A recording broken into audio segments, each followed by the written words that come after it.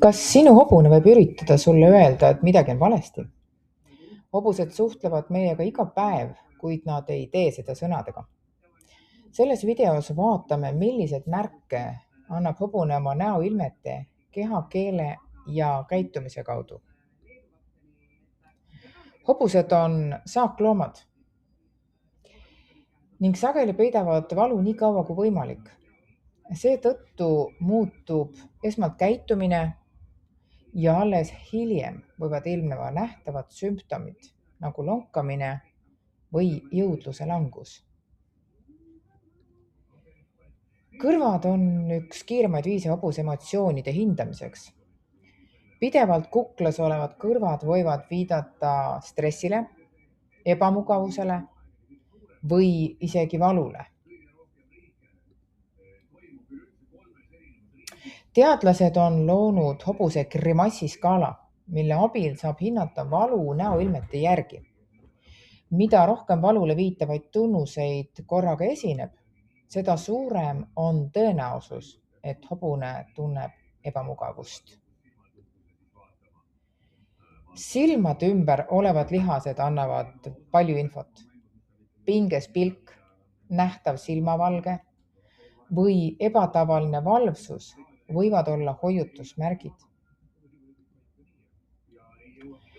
Valu ei väljendu alati lonkena. Sageli on esimesed märgid hoopis väikesed muutused käitumises või suhtlemises igapäevastesse tegevustesse. Liikumine on hobuse tervise peegel. Isegi väikesed muutused sammu pikkuses või sümmeetrias võivad viidata lihaspingetele või algavale probleemile. Paljud hobused eraldavad end karjast enne, kui ilmnevad nähtavad terviseprobleemid. Seetõttu tasub jälgida ka hobuse sotsiaalset käitumist. Sageli ilmnevad käitumislikud muutused nädalad ennem nähtavat longet. Just neid varajasi signaale on kõige olulisem märgata. Kui hobuse seisund muutub kiiresti või esineb tugev valu, tuleb alati konsulteerida veterinaariga.